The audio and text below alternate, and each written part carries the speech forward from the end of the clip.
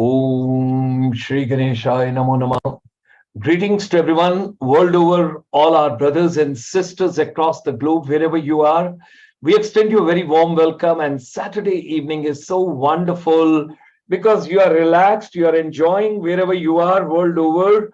It's a wonderful to have you. I know it's Saturday early morning, right in Canada, Latin America, and United States.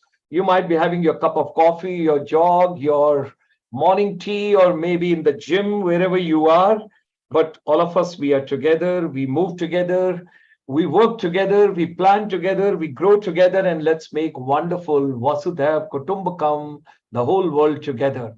What a treat and what a pleasure to have one of my brothers, Dr. V. Jaykumar, Chairperson, BBA, Hospitality and Event Management, Professor, Department of Management Studies, PS University, Bangalore. We extend him a very warm welcome today for being with us.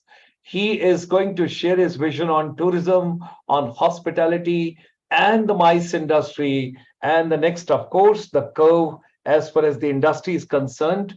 And as you all are aware of, we are inviting the papers to be presented at the 22nd International Convention of the FEAST, Forum of Educators and Skill Provider of Tourism, Hospitality and Aviation, on 5th and 6th of October 2023 at Hotel Sandys Tower in Bhubaneswar in Odisha, with the live telecast world over. And this is a special package which we are working on.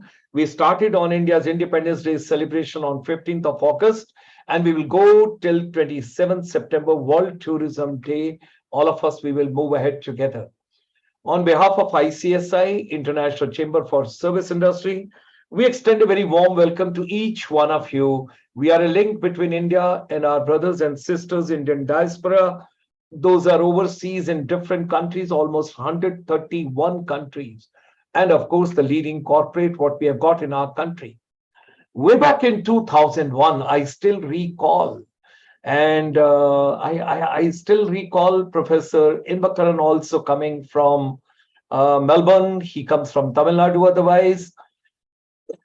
We had, excuse me, in 2001, the former Secretary Tourism Government of India, DG Tourism Government of India, Shri B.K. Goswami gave the vision. And he told me, he says, Gulshan, we have got Tour Operators Association, we have got Travel Agents Association, we have got Hotelier and Restaurants Association, we have got Domestic Tour Operators Association, we have got outbound, inbound, MICE, whatever we talk about. Why don't we get together all the educators, research scholars, trainers, coach, mentors, and everybody together on a common platform? And ladies and gentlemen, in 2001 was the birth of this particular forum that's called FEAST. And all of us, we are together, we are moving together. There's going to be a 22nd Annual International Convention, which I told you, it's going to be a lot of panel discussion, deliberations, inaugural festivities. You will have the musical evenings, and besides deliberation, you will have entertainment, and you will also have B2B meeting of the entire travel trade, travel agents, tour operator, tourist transporters. And we are going to talk about artificial intelligence in tourism, hospitality, and aviation. This is going to be the convention which is going to be paperless. Everybody will be on mobile, digital way. We give you the Wi-Fi, and thereafter we move on how the apps, how the edtech platforms, how the technology, how the artificial intelligence is going to be the game changer world over. I'm grateful, and my gratitude to the convention organizing committee, all the people from India and overseas. Day one, we have got panel discussions. Day two, we have got lots of paper presentations, and everybody from the world over, they come in a hybrid model and live over there. And these are the 14 different parameters which we have taken, themes we have taken. However, we are very flexible, because should you wish to share your vision with the global audience, so you can send your WhatsApp message at 73411222044, or you can come on feast@icsi.asia. We would be more than happy. And let me take you to right in the middle of this beautiful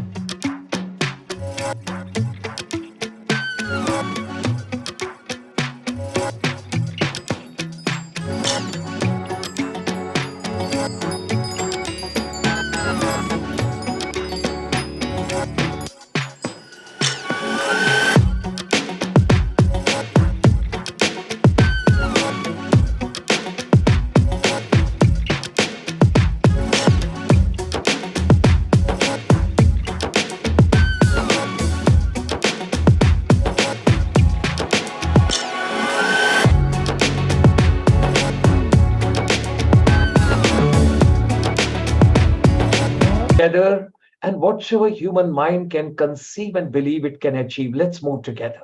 Let's make tourism, hospitality, and aviation, this education, this skill, these competencies, these capabilities, these talents, and this human resource which gets developed over here, whatever is the vision of the Honorable Prime Minister of India of 5 trillion, why not we should take it to 10 trillion right from here? And this is very much possible. Before pandemic, we were having wonderful finishing school, and that was brick and mortar right on the ground, where the personality, the communication to connecting, and your creative thinking, your critical thinking, your analytical thinking, your logical thinking, your futuristic thinking, your service industry related thinking. But post pandemic, we have brought everything digital, and it is an inspirational lab. Why not education should be joyful? Why not learning should be happiness? And all of us moving together, capacity building of the teachers, educator, and youth through the digital inspirational lab will share the vision on this one of these days with you. This is the complete world where you see the entire ecosystem of the service industry, education, and skills.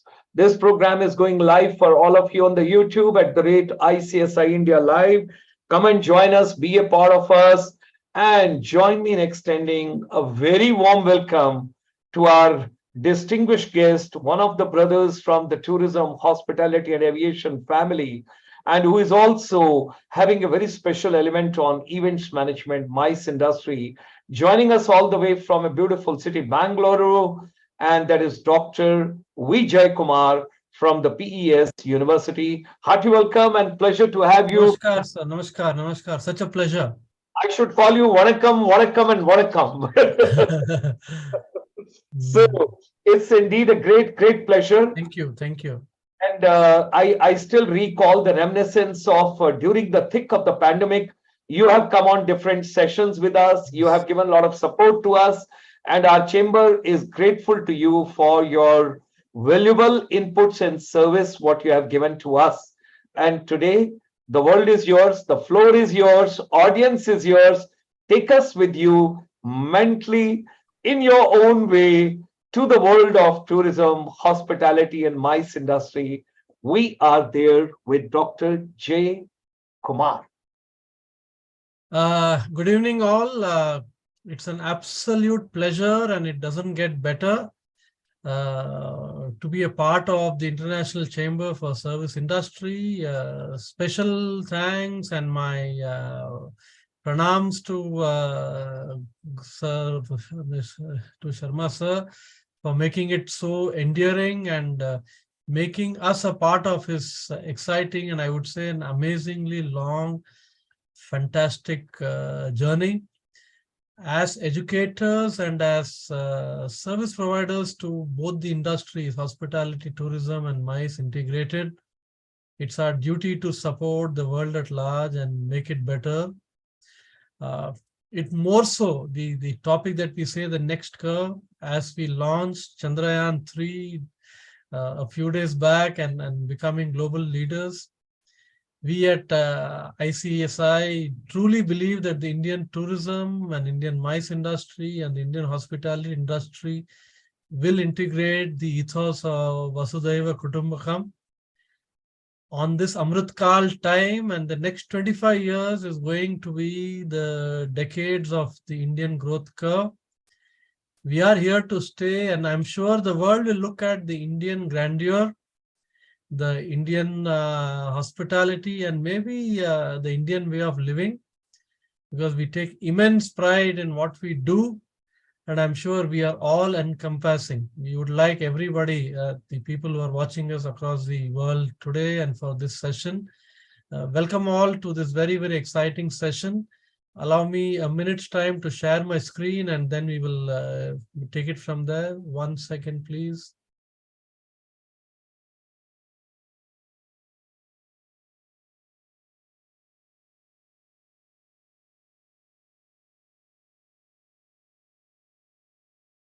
So is the screen clear? Can I start? Absolutely. Please go ahead. Please go ahead. Okay. Good morning, good evening, and to all the folks across the world. It's my pleasure and honor to share my inputs on the tourism, hospitality, and MICE industry. I have tentatively termed it as the next curve. When I say the next curve, we want to maybe have a talk on what's the next 5 years, 10 years, or 15 years is going to look like. We at the university and at the Department of Hospitality and Event Management are more focused in this trade because probably we are the only department in the country which runs a dual specialization in hospitality and events. And MICE industry is a very, very, very integrated part of our program offering. Today, what I would be sharing would be an indicative framework. I'm sure the industry is so dynamic, tourism, hospitality, and MICE. We can interpret it in the way we would like to understand and perceive the industry to be. Keeping in mind, this industry is highly demographic driven, regional driven, and based on the culture and maybe the ethos which exist in all those places where tourism, hospitality, and the MICE industry thrives. There is a huge difference based on how it is offered as a key service provider, based on the diaspora and based on the dynamics of the population, which evolves and which exists over a period of time across all the regions of the world. So I have broken it down into smaller sections. So the first few slides would be based on how the industry is now. And then I share my thoughts on what would be probably the next curve of how the industry is going to evolve. And I'm sure this 25-30 minutes that I have, I will share my ideas. We will be more than happy to take in as many questions that comes across after this discussion.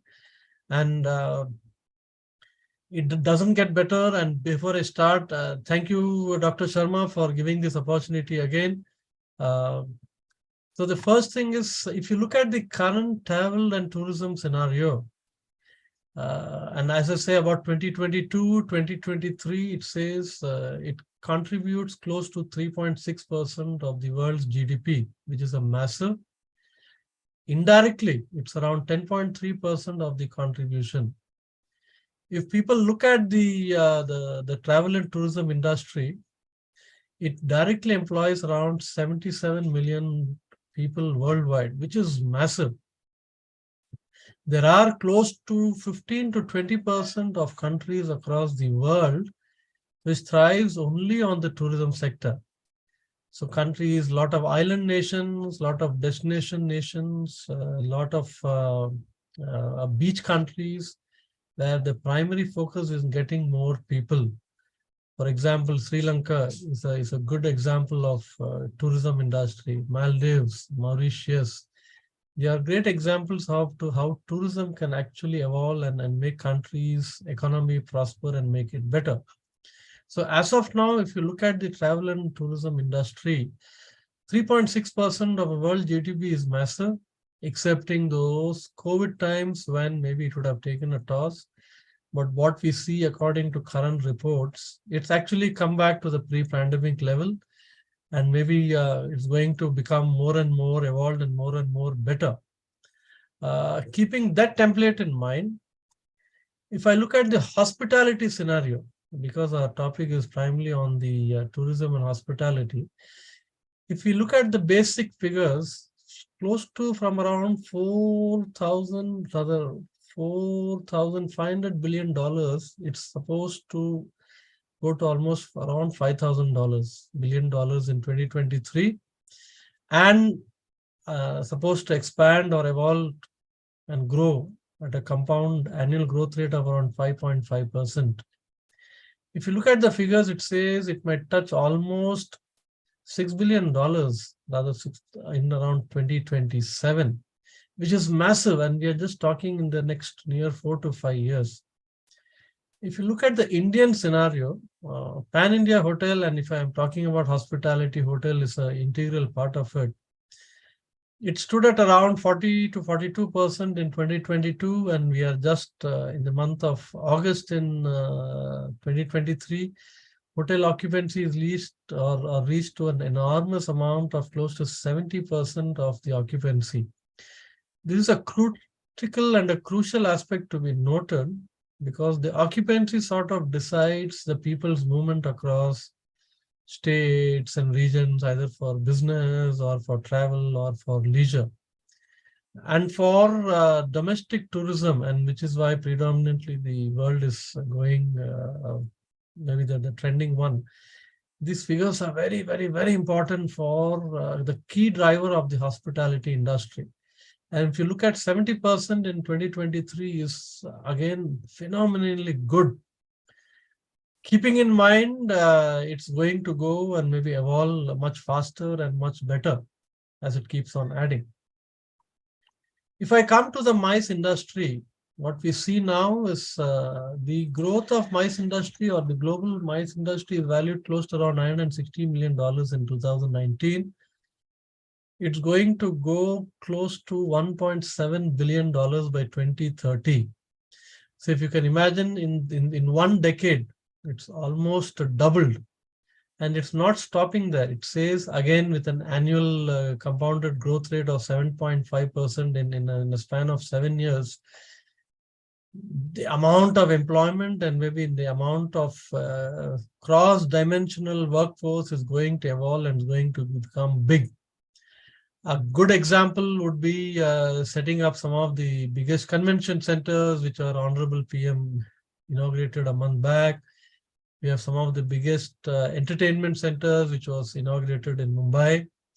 A lot of states have invested so much of money on the infrastructure, in connectivity, in road, which sort of helps the MICE industry to evolve. It says the Indian MICE industry, maybe in the next 5 years, would probably touch close to around 2.5 to 3,000 crores. And MSMEs are going to be the primary growth engine for these industry to maybe evolve. So if you keep this as the current scenario, if I look at the travel and tourism, the hospitality, and the MICE industry, the question is, what next? What can we expect from each one of these industries? Again, as I started my session, this is purely indicative. These are my thoughts. We're open to a good discussion post this session. So if I look at the travel and tourism industry curve, and if you look at how it is going to evolve, the first thing is what we call it as the leisure travel, which means a lot of people across the world, generally who travel for business, have now started extending their business trips to add leisure to it.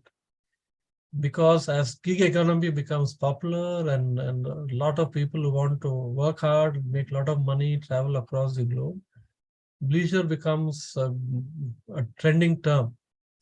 We also use a term called the digital nomad, which means people who are still working but still want to travel might probably take their gadgets, go for a tour across the world, but still work in the place without affecting their work-life balance. Leisure travel is going to become one of the greatest, I would say, opportunity which the travel and tourism industry should look at. And we see it happening quite often. We have a lot of business travelers, including companies, which take their entire set of staff to a different destination, to a different country, and do their conventions and events there, so that the employees have a change of workplace, though they are supposedly working, but not at their place of employment.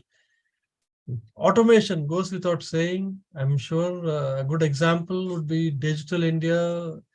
I think we in the last 5-6 years, we have become the most tech innovative country in terms of growth rate. So travel and tourism industry is becoming very, very, very automated. From selfless check-ins to remoteless check-ins to baggage drop-ins to understanding destination, which comes on your mobile. Mobile bookings goes without saying. I think we are, if I'm not wrong, yesterday or maybe day before yesterday, I heard a news where we are the largest mobile consumer in the world, which means, and if people are traveling, 140 crores, even if you take 50% of the population who would still travel, either domestic from their place to the neighboring city or to the neighboring town. Mobile becomes a big chunk of enhancing the travel and tourism business. And it's safe and secure, which means as much as we like to have a human interface, mobile makes it more immersive and more better. Research says a lot of people in the travel and tourism sector and travelers and tourists who travel across the globe, 57% of the travelers want to have a very personalized experience, which means sitting at my home, I should be able to decide and get what sort of a tour or a tourism experience I require, starting from the way I travel, the way I move, the way place where I stay, the rooms that I stay, the places that I visit, what time I visit, where do I visit, whom do I meet. 57% is a massive number, which means globally 57% of people who are traveling for whatever the reason wants a very personalized way of looking at how they would like to have their, we would say, end-to-end tourism experience. Goes without saying, and these are indicative figures again, the entire travel industry is becoming tech empowered, which means trip notification and alerts close to around 44%. A simple example would be yesterday when the ICC Cricket World Cup is supposed to be held in the country, the bookings open. I think the paper said that in the first 8 minutes, the entire website crashed. So people were using their tech and application and mobile and just wanting to do, which is phenomenal. Those days, a decade back when this was unheard of, and now you can customize it. So people who have gone through and started booking, irrespective of the size of the stadium or of the venue, it's a lakh or 40,000, you can pick and choose where you want to sit on that particular seat, which means it is actually possible for you to customize and personalize your, including the place where you sit, and maybe it will tell you the views that you would have from the seat that you're sitting, which is unheard of. And a lot of people who have the access to this technology would like to take this up. And believe me, it's the only way it is going to evolve. People are traveling from and using self-service check-ins in airports. I think now it's almost become remoteless, so you don't even have to interact with anybody. You can do it one. Mobile payments. I mean, our UPI is the biggest example of the global leader, how digital financial interface can actually change the way we look at it. It's transparent, it's clean, no intermediaries. It just allows the economy to grow bigger, faster, and it just gallops. It's a juggernaut. If we are the last 5-6 years, if we have become the 5th largest economy of the world, and if travel and tourism is contributing close to around 6 to 7% of our GDP, in which mobile interface becomes or is going to become the most tangible form of financial transaction, it does not get better. For whatever the reason, if the travel still doesn't occur, automated and flexible payment and cancellation policies help tourists to make and get more confidence, saying that they're not going to lose their money across currencies. And with the digital interface, if the government of India says that we can use our currency either at the Dubai duty free, or if you're at Singapore, if I'm not wrong, I think close to 20 countries have started accepting our currencies to be traded, which makes our booking, our automation, cancellation as much easier.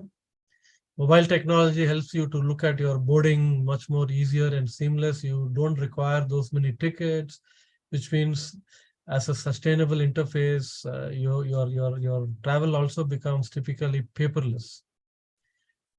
On the same context, if you look at again the travel and tourism industry, goes without saying, sustainable and eco, I think 2047, if we have to become the global giant in this industry, we have to be sustainable.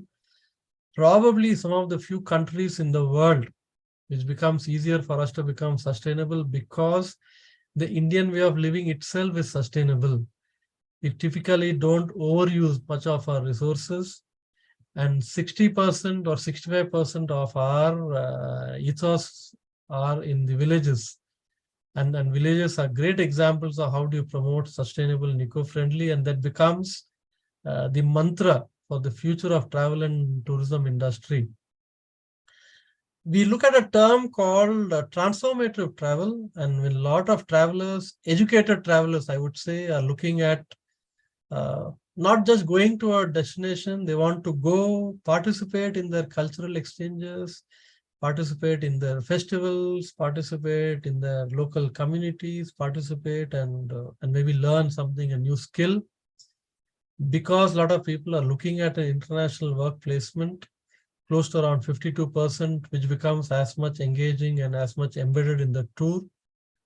The next curve of travel and tourism industry is all about a lot of people who just don't go to travel, but they would like to learn, get themselves certified, in which understanding the local culture, which is why I think the previous slide I mentioned leisure, a business trip along with an extended leisure, along with community participation becomes very, very critical. Experience tourism is just going to be the next big thing happening across the world, where people want to experience rather than just being a passive player. They want to be an active player in that particular local economy. Post-COVID, wellness tourism has taken a big, big leap. A lot of people are traveling to destinations which offer pleasure plus a health benefit, especially yogas, therapies to yoga tourism. I'm sure it's a massive boost. We are looking at, and the world is looking at, longer trip. These days, people don't do a 2 or a 3 day. Typically, trips have changed. It starts from a week to almost a month, along with family and extended family. If you look at Indian travel also, people have now, instead of booking seats, they book bogies, they book flights, clear, and they want to take the entire family together, and which means the government is also encouraging us to go that way. Staycation is a new term, and I'm sure been very popular post-COVID. A lot of people within the city want to use their weekends and spending in time in some hotel or in a resort. A lot of hotels have started maybe adding this aspect of it. So you don't have to be a global traveler to come inside the city. Within the city, people, or within the place where they stay, people want to go and stand and maybe and maybe enjoy the advantages of working in a hotel where they are. Sports tourism goes without saying. IPL is a great example of how sports tourism actually brought the entire global diaspora. Sports like NBAs to NFLs to football leagues to golf leagues, I mean, they have become massive. If you look at Indian itself, starting from a cricket league, now we have a badminton league, we have a volleyball league, we have a football league. As recent as a month back, we also have a Pro Panja League where we also promoting local sports. It's a big, big, big business. And India is the hub, or probably the next biggest hub, of traditional native tourism, which is going to evolve and become a global market player. So if you look at this template of how tourism is going to evolve, and tourism encompasses the nature or the ethos of hospitality, what do we look at hospitality next? At one context, we are saying tech, tech, tech, but human interaction is not going to go away. These days, with a lot of people who work and with a lot of stress at work, a lot of people want hotel and hoteliers to have a lot of active human engagement. Though it's an anti of what I say as a deep tech and technology intervention, but end of the day, a nice smile in the morning, a nice smile when you check in, and somebody saying a good morning and how was your day, instead of a robo saying, becomes probably the next niche category of hoteliering. If you look at deep tech, with data, with IoTs, AIs, ARs, analytics, that sort of helps the hotel or the hospitality industry to check where the business is going to evolve. But I think that's going to be big, big change. We are also looking at a lot of hotels, looking at local and regional influences. when I see the local and regional influences, which clearly means international hotels which come and set up their places or their chains of hotels in India, they've actually started taking in the local flavors. A lot of specialty restaurants in international hotels have accepted and maybe set up Indian restaurants or local restaurants which promote local cuisines, which means in the hotel industry, you will see a lot of local and maybe more niche local cuisines, local designs, local sense of doing or welcoming become more popular. Customers might probably look at staggered stays. So there are chances, and I'm sure a lot of hotels have also started doing it now, which means I can book a stay at a destination for 2 weeks. I can pick and choose, maybe 2 days now, maybe 3 days later, and maybe the 4 days somewhere else. And a lot of hotels are flexible with their stays because customers also want to have a very, very unique engagement. Hotels are becoming cross-functional. Now, what I mean by cross-functional, you don't have to book a hotel and then look at what do you do next. The hotels start partnerships. So I will have a hotel which partners with a transport agency. I have a hotel which partners with a local tourist guide. Maybe if you would have read, and maybe it's there in the news, a Marriott partnering with HDFC to offer a cross-cultural, maybe you can, hotels will partner with banks if you want to go on a tour. And if you want a travel loan, hotels partner with a lot of travel and tourism organizations to ensure you don't have the pinch. Hotels can partner with local restaurants so that you can go and have and savor local cuisines. Hotels partner with destinations. Hotel partner with cab aggregators. So it truly becomes cross-functional, so that the customer who books a hotel would actually get the best choice and becomes more personalized in the way he wants to do. Embedded personalization is here to stay because as much people have traveled across the world and they see more, customers and consumers and guests require what is the innate touch. When I say innate touch, what is there for them? Which means the challenge would be if any hospitality service provider actually makes it simpler. And when I say simpler, is to ensure that you actually go and understand the psyche of a modern day guest and see if you are able to recreate the same experience that probably he or she would have had at his place or where he or she resides. Personalization becomes the key because people, when they go out and when they stay in a hotel, they wanted something which they can take away. The takeaway need not be the food, but something which human interface would have made it a little more better. Keeping that in mind, the anti or the ulta part of it is the next 2 decades of hospitality industry would be opulent, meaning big, massive, luxury. So India, say for example, India is a big wedding destination. Almost 20 to 25% of the who's who of the world would like to come in India. They want to see luxury. And we are the only nation we truly believe in giving an absolutely amazing luxury service. Lot of our forts, lot of our palaces have already converted into amazingly good hotels. The tariffs are high, the service is extraordinary. You create the bygone eras, the kingly eras of what people would have missed, and people are willing to pay.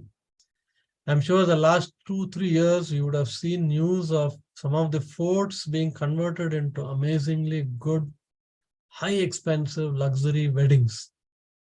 And weddings from all the rich people across the world, and that's where the business would be.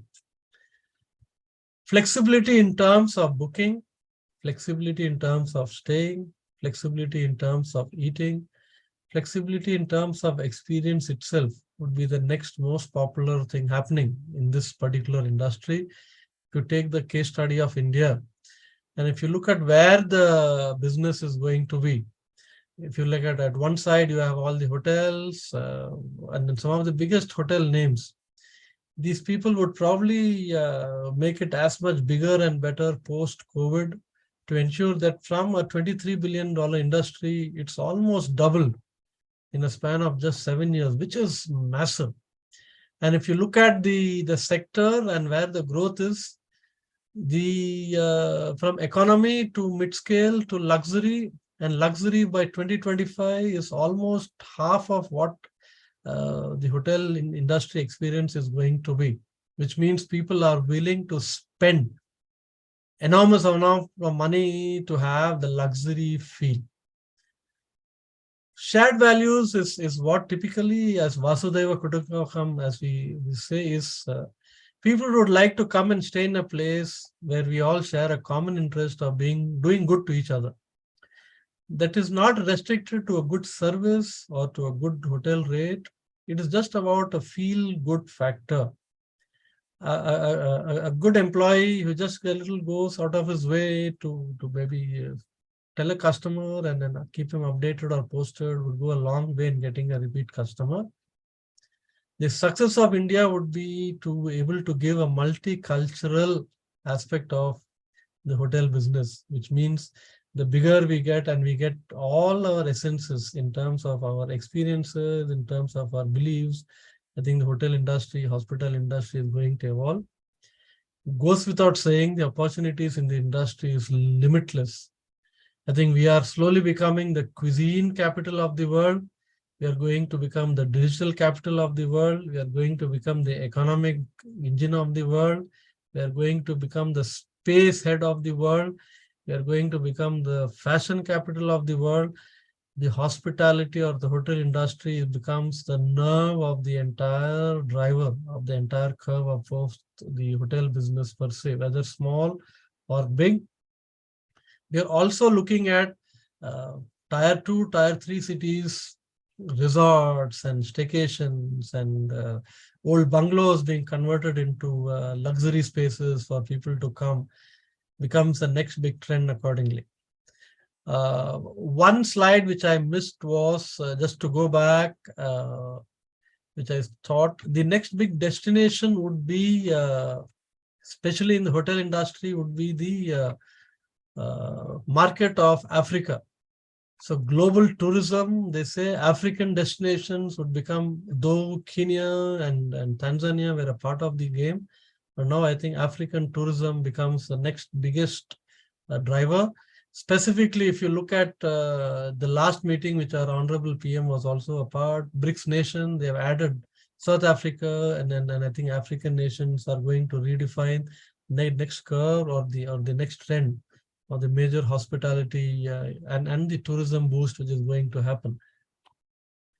If you come to the MICE industry, and a very, very unique, I think I remember Dr. Sharma mentioning it quite often during his discussion, and which is also close to his heart. If you look at the global MICE industry market, it's going to capture close to around 1,990, close to $2,000 billion in this year, 2023, in which the modern, rather mid and small and medium scale enterprises are going to be the biggest chunks. The amount of interactions with industries, manufacturing, small hotels, small gatherings, small businesses are going to take the MICE industry bigger and better. Specific to this, if you look at it, says close to, and this I'm saying in terms of data, 69% of MICE industry planners, they say they manage close to 11 or more events or MICE events in a year, which is huge. 37% they say they manage close to 50 or more events. And those big MICE players typically say they have 16% of them say have 100 or more MICE events in a year, which is phenomenal. And in all that, 50% of people are saying the attendance post-COVID, there was always a dilemma where people would come or not. It says the increase, people have actually seen a drastic increase in live attendance in some of these venues. By 2031, if you see at the figure, it says the MICE industry is supposedly to reach close to around $2,200 billion, which is massive. And I think people who are listening to this August, this one, should realize that this is where the chunk lies. a $2 to $2.5 billion, and the more tech and digital it comes, with more unicorns being added across the world, I'm sure the mice industry is looking at the massive growth. The other way of looking at it is, if you're looking, including at the CAGR of close to 15 to 20%, it doesn't get better. And when I say doesn't get better, a lot of companies would like to go and be a part of the mice industry, because it gives them an open platform to share and also discuss and maybe deliberate and make it bigger and more evolving. Keeping that in mind, it says, and then keeping in mind the global phenomena, close to around 1,600 to $1,700 billion in 2032, close to a 20% growth from this year to the next 10 years, which is phenomenal. Mice industry, which started pre-COVID, primarily in attendance, and with tech, it became virtual and a hybrid mode. A lot of people can actually look at mice industry in the virtual mode also, so that you don't lose the live experience, where you can actually customize, you can have breakout sessions, breakout rooms, one-to-one interaction, exactly creating the same experience if you are in person on that particular space. Mice industry gives a great opportunity for you to interact. Hybrid events, though people were saying, is it here to stay? But I think it will be a mixed model now, in attendance plus the attendance beyond on the virtual space also. So if you look at the curve now, and as I was mentioning there, in 2031, if you look at the term, it says LAMEA in that graph that I have shown, Latin America, Middle East, and Africa are the next biggest destinations for the mice industry. So at one side, you have North America, Europe, and Asia Pacific, which is slowly evolved. But I think the next 2 decades of the mice industry, the unexplored, exciting destinations of Middle East and Africa are going to be game changers. Keeping in mind a FIFA World Cup in Qatar sort of changed the way people looked at an Asian nation hosting a World Cup. If Japan could pull off a Tokyo World Cup at the peak of COVID, I'm sure it doesn't get better. What people are looking at the next curve of mice industry is, we have a generation where they are more particular about having a clean mice, which means, do your events generate energy rather than taking out energy? Is it a clean space? Does it follow all the protocols of a standard operating procedure to make the industry a little more bigger and better? And people are looking at, can they contribute and take maybe add carbon miles instead of wasting energy and killing the local environment? Mice industry for the next 2 decades would focus on if some of these events can generate positive miles for the local economy, local destination, and for the people who attend it. And I'm sure a lot of governments, and according to the Sustainable Development Goals, which the UN Charter specifies, this becomes the key driver for all the industries put together.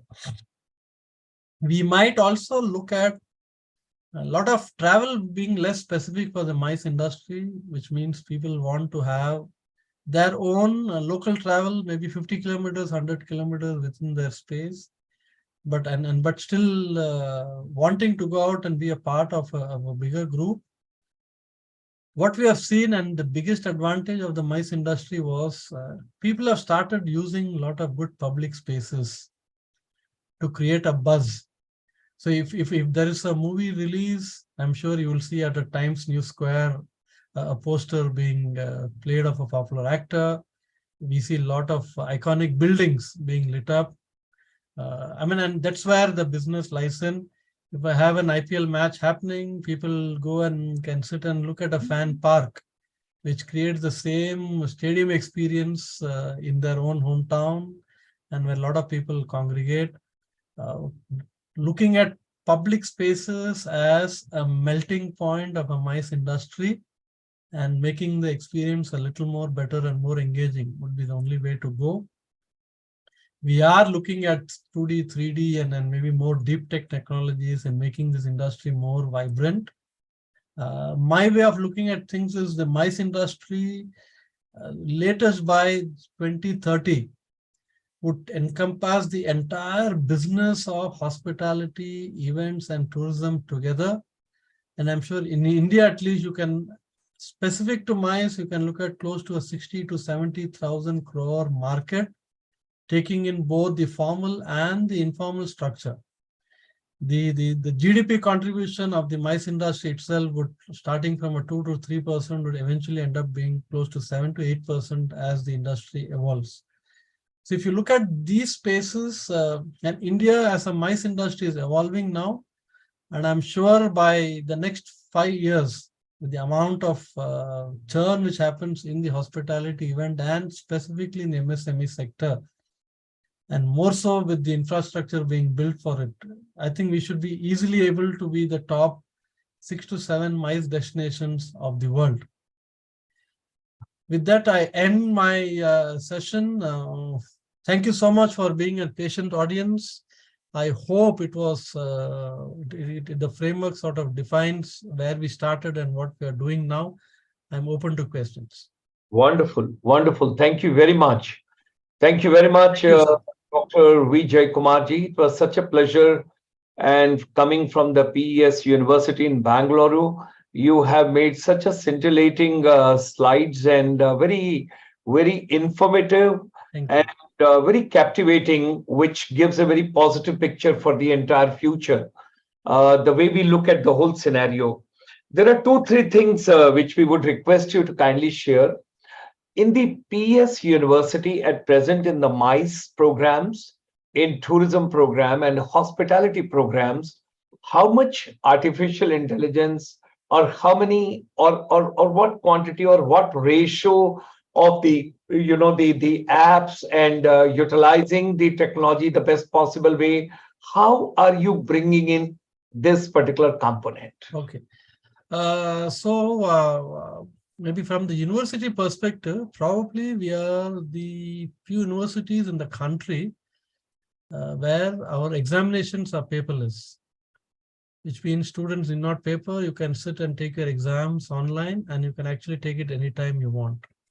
Okay, wonderful. Number two, we are some of the few universities in the country where our usage of AI and ML in understanding and doing up our course curriculum is embedded, specifically with our partners, with the top tech companies and the top academic partners across the world. From the department perspective, as we evolve the program, hospitality tech, event tech, MICE techs have become an integral part. So if I look at or take the curriculum in its entity, close to 20% of our program has, and every component of a program has an extension of an AI and ML, because we realized that specifically to this industry, you cannot take away the human touch. But along with human touch, if you can fast track the customer experience, that's when the tech, AI, ML comes in. So we do have close to 20 to 25% of a tech interface if you take the overall program structure. Maybe as the industry changes, I foresee close to around 40 to 45% of the tech being an integral part of driving a hospitality, tourism, and an event management program. Wonderful, wonderful. One more point which has come over here is how is the research component, which is taking care, because research is also very important, integral part of the academics. And if educators, teachers, students, and enthusiastic people, they are interested to take up some new project on research, how it is being supported? I think amazingly, a very, very valid question. Predominantly as a university graduate, and this I assume that a lot of students are listening, the marked change that should happen in a university crowd is students should and must engage in active research. So in our department and specific in our university, we do a lot of research grants. We have research scholars who are also paid a very handsome stipend to ensure that they come and do only the research aspect in the university. And for listeners, they should realize that hospitality and event research in India, it's still in the nascent stage. So people, and specifically students, and more so the event industry, globally, research papers on the event industry is very, very less. That's where the opportunity lies. And as a program itself, we insist students to write at least 1 or 2 research papers as a part of the learning before they graduate, because it truly helps them to understand the way the industry and the way each one of these domains are evolving, and sets them a good perspective for them to have and look at the future in a more empirical and in a more referential way. I would put it that way. Research is very, very integrated.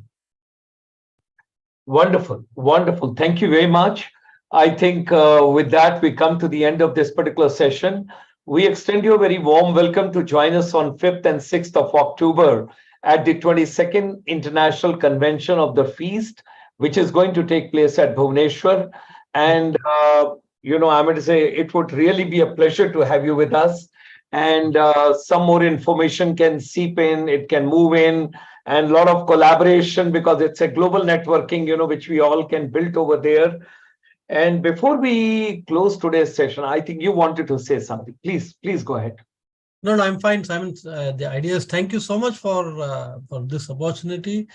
It does not get better. I mean, sure, as a country in its Amrit Kal, we are going to decide how the next 25 years, so when we touch 100, we have a nation of youth, and I'm sure our youth will make 100 years of our nation, next 1,000 years of the world, which they would sort of encompass. I think I'm sure that's the only way to look into it. Great. Thank you. Thank you. Thank you, sir. What Dr. V. Jaykumarji mentioned over here, tourism, hospitality, aviation, and of course, MISA, I'm not taking separately, because under niche tourism, there are lots of areas which we can take it up. When we talk about 5 trillion economy, and something very nice he mentioned, India is going and moving towards cuisine capital and digital capital and fashion capital, economic engine where tourism, hospitality, aviation can play a very important role.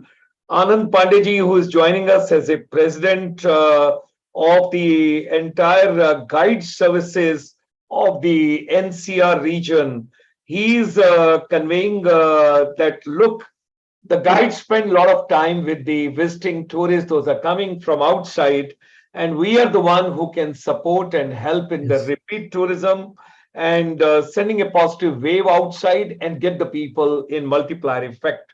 And Panditji, when you wrote that particular comment over there, I'm tempted to make a mention.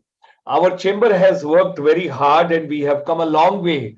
We have developed the econometric model on the film-induced tourism. And that's the cinematic tourism and film tourism, and how every 5th person is tempted after seeing either a film or a teleserial or a music album or listening to a particular song to go to those locations. We will take up with Dr. V. Jaykumarji that agenda as well, and we will. Thank you. Our deep gratitude. Regards to you and everybody in PS University. Thank you. Family and everyone right in Bangalore, Karnataka, India, and of course, world over, wherever the people are. Thank you very much. Subhash Sharmaji, you are the confluence of the entire wisdom. I know, coming from Lufthansa Airlines and German tourism, and thereafter moving to spiritual tourism now, we convey your gratitudes also to Jaykumarji. Thank you very much, Subhash Verma-ji. Thank you. Thank you. Thanks a lot. Thank you, sir. Great evening. Regards. So, ladies and gentlemen,